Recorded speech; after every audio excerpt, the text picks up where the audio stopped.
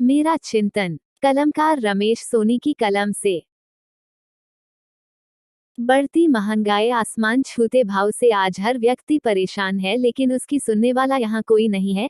आज घर की रसोई चिल्ला चिल्ला कर बोल रही है कि अब तो रहम करो हम पर। रसोई घर में रखे डब्बे एक दूसरे का मुंह ताक रहे हैं। जो डब्बे पहले सदा घरों में भरे रहते थे, वो आजकल खाली से दिखाई दे रहे हैं। सरसों का तेल बढ़ते भाव के चलते इतना गर्म है कि उसे गर्म करने की ही जरूरत नहीं है सब्जी बनाने के लिए। ऐसा ही हाल रिफाइंड का है, उसके भाव भी रोज राक्षस सुरसा के मुख की तरफ बढ़ते जा रहे हैं। जो गरीब एवं मध्यम वर्गीय परिवार पहले कहते थे कि दाल रोटी खाकर गुजर बसर चल रही है, अब उन परिवारों की पहुंच से भी बाहर निकलती जा रही है दाल।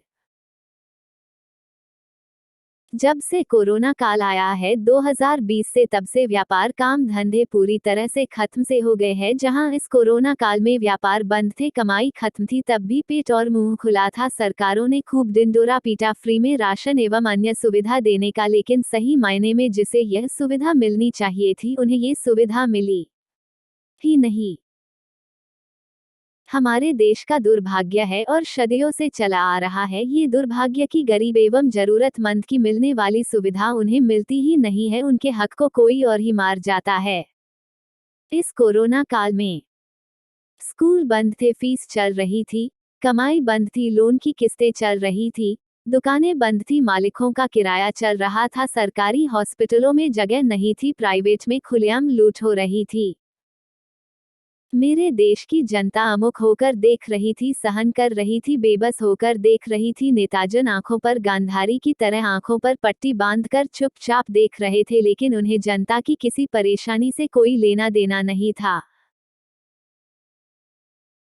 बात कीजिए आज की, तो आज पेट्रोल, डीजल, सीएनजी के भाव हर दिन ऐसे बढ़ रहे हैं जैसे बच्चे बबल गम को मुंह में चबाने के बाद खींचते हैं और वह आसानी से खींचता जाता है। वही चीनी, आटा, दाल, मसले, गैस सिलेंडर के भाव की तो पूछो ही मत, भाव आसमान को छूने को तैयार है।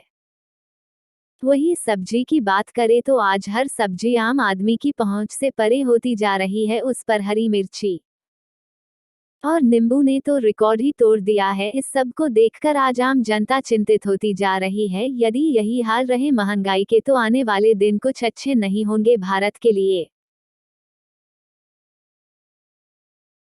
केंद्र में बैठी सरकार को इस बढ़ती महंगाई से कोई लेना देना नहीं है, क्योंकि 2013 में जब कांग्रेस की सरकार की और गैस पर या पेट्रोल डीजल पर या सब्जियों का रेट बढ़ता था, तो उस समय का विपक्ष कपड़े उतारकर सड़कों पर उतर आता था और अपने विपक्ष में होने का जोर साबित करता था, और उसी के चक्कर में ये सत्ता पा गए और उसके बाद से हर चीज के भाव बढ़े ही है, कम कुछ नहीं हुआ है। लेकिन आज का विपक्ष पूरी तरह से कमजोर और लाचार दिखाई देता है। उसके पास इस बढ़ती महंगाई पर बोलने वाले और कपड़े उतारकर सड़कों पर आने वाले ना तो नेता है और ना ही कार्यकर्ता है।